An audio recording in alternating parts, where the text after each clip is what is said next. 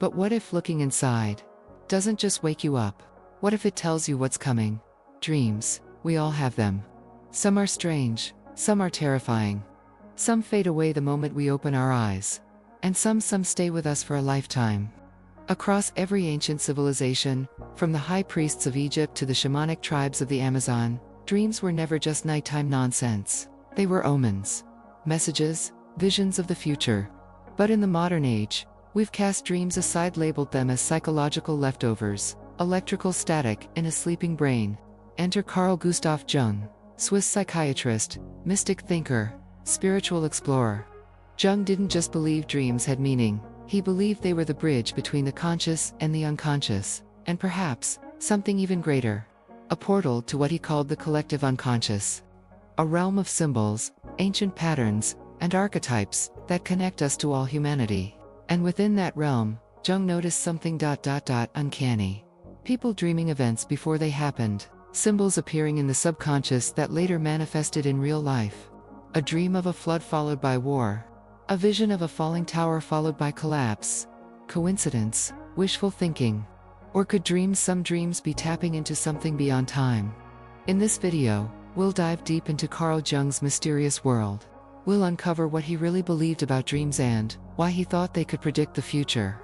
We'll explore real cases from his life and practice, stories that blur the line between science and mysticism. And we'll ask the haunting question: what if your next dream isn't just about you? What if it's a message from the universe? Stay with me as we explore why dreams can tell the future, according to Jung. Chapter 1: The Man Who Looked Inward. Jung's journey into the depths of the psyche. To truly grasp Carl Jung's revolutionary theory of dreams, we must first delve into the mind of the man himself, a thinker who dared to explore the uncharted territories of the human soul. Carl Gustav Jung was no ordinary psychiatrist.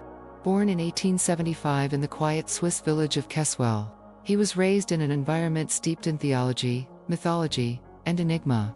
His father, a Protestant pastor, immersed young Jung in religious discussions, while his mother, who came from a family of mystics and healers, introduced him to the world of dreams and intuitive knowledge. This duality, reason and mystery, science and spirituality, would shape Jung's entire worldview. From an early age, Jung was haunted by visions and inner voices, experiences that most would dismiss as imagination. But Jung listened. While his peers sought answers in textbooks and rigid logic, he turned inward to silence, to symbols, to solitude. He studied medicine, then psychiatry, and for a time, he walked alongside Sigmund Freud, the father of psychoanalysis. But their alliance was destined to fracture. Freud saw dreams as manifestations of repressed desires, primarily sexual urges buried in the unconscious. Jung, however, sensed something far grander at work. He believed dreams were not just echoes of suppressed wishes, but messages from the deepest layers of the psyche. A bridge to something universal and timeless. When their philosophical rift became irreparable, Jung made the bold choice to break away, stepping onto a solitary path, one that would lead him into the labyrinth of the unconscious. Your vision will become clear only when you look into your heart, Jung would later write. Who looks outside, dreams. Who looks inside, awakes. But this awakening was not an end, it was the beginning of an odyssey into a realm more vivid, more alive, than waking reality itself.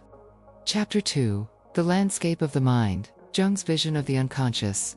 Jung envisioned the human mind as a vast, layered structure, much like an iceberg, floating in an endless sea. The conscious mind, the part we use to think, reason, and navigate daily life, is merely the visible tip. Beneath the surface lies the personal unconscious, a shadowy repository of forgotten memories, suppressed traumas, and emotions too painful to confront. But Jung's most radical insight was the discovery of something even deeper: the collective unconscious, a psychic inheritance shared by all of humanity. Imagine an ancient library, its shelves lined not with books, but with primordial symbols, instincts, and myths, archetypes, imprinted in our very being. These are not learned. They are born within us, passed down through generations, like spiritual DNA. How do we access this hidden archive? Through dreams. Jung believed that every night, as we surrender to sleep, our minds open a secret doorway into the collective unconscious. Here, we encounter archetypes, timeless, universal figures that appear across cultures, religions, and myths.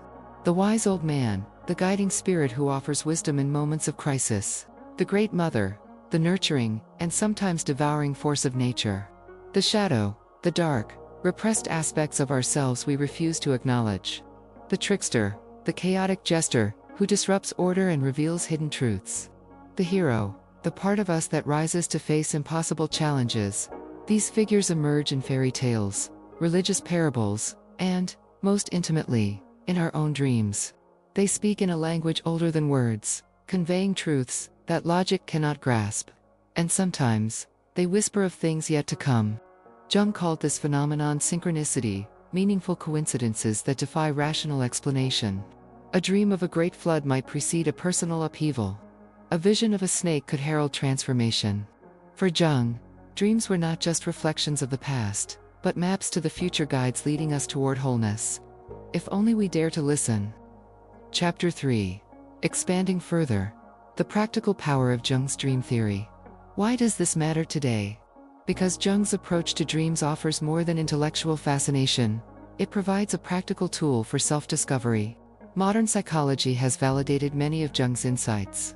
Studies on recurring dream motifs confirm that certain symbols, falling, being chased, losing teeth, appear across cultures, suggesting a shared subconscious language. Therapists now use dream analysis to help patients uncover buried emotions, process trauma, and even navigate major life decisions. Jung's work also intersects with neuroscience. Researchers studying the default mode network, the brain's activity during rest, have found that dreaming plays a crucial role in emotional regulation and problem-solving. In a way, science is catching up to what Jung knew a century ago. That dreams are not random noise but a dialogue with the deepest parts of ourselves. So the next time you wake from a vivid dream, ask yourself, what symbols stood out? How did I feel in the dream? Does this connect to something unfolding in my life? You may find that your unconscious has been speaking to you all along, waiting for you to listen. Chapter 4. Symbols that whisper of tomorrow. Expanded and deepened. Imagine you dream of a flood. Not just water, but a relentless churning tide swallowing streets, whole skyscrapers, vanishing like sandcastles, voices muffled beneath the waves. You wake gasping, your sheets damp with sweat, your pulse echoing the primal fear of drowning. At breakfast, you dismiss it as stress, a leftover fragment of some forgotten anxiety.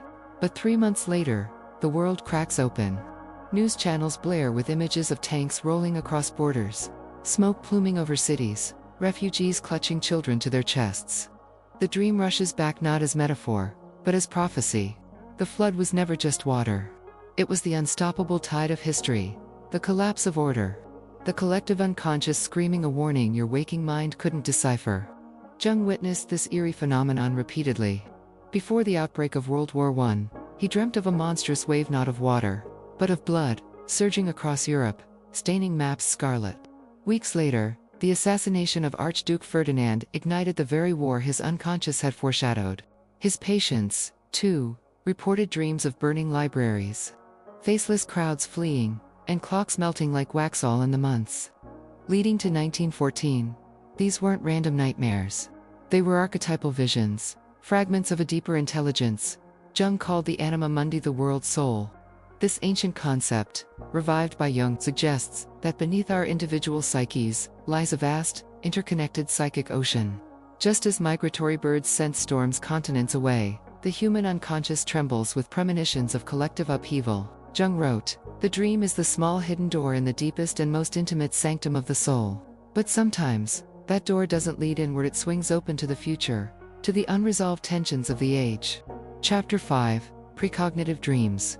Fact or fantasy, expanded. Skeptics scoff, coincidence, selective memory, the brain's knack for pattern matching. Yet Jung, a psychiatrist steeped in empirical rigor, cataloged cases that defy easy dismissal. Take the mother who woke at 3 a.m., her throat raw from screaming.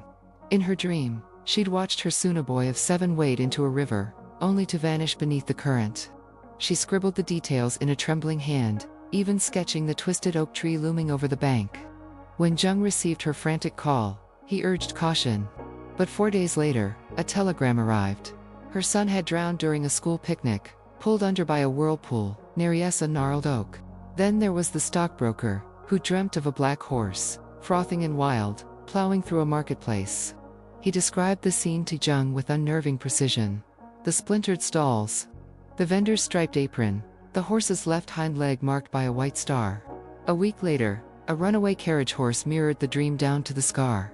And Jung himself. His journals brim with dreams that leaked into reality. A tower crumbling into a lake, years before the fall of the Berlin Wall. A map of Europe bleeding at its borders, decades before the refugee crises. A voice whispering it will return in fire, months before the Hindenburg disaster. Chapter 6. The Science of the Unseen. Modern physics, toys with ideas, Jung would have cherished. Quantum entanglement, where particles communicate instantaneously across distances. The block universe theory, where past, present, and future coexist. Jung proposed that the unconscious operates outside linear time, swimming in what he called the eternal present. When we dream, we dip into this timeless soup, where the future isn't a distant point, but a shadow already cast. The future is unconsciously prepared long in advance, Jung insisted, and therefore can be guessed by clairvoyance. Perhaps dreams are less about predicting, and more about remembering, glimpsing a timeline the soul has already traveled. Final twist, the dreamer's dilemma. Here's the haunting question. If the unconscious knows, why does it speak in riddles? Why floods instead of war? Horses instead of accidents? Jung's answer. Symbols are the language of the soul. Literal warnings would paralyze us. But symbols coded poetically allow the mind to digest truth without shattering. So tonight, when you dream of falling, or flying, or a door that won't open, pause. The anima mundi might be whispering. The only question is, are you listening?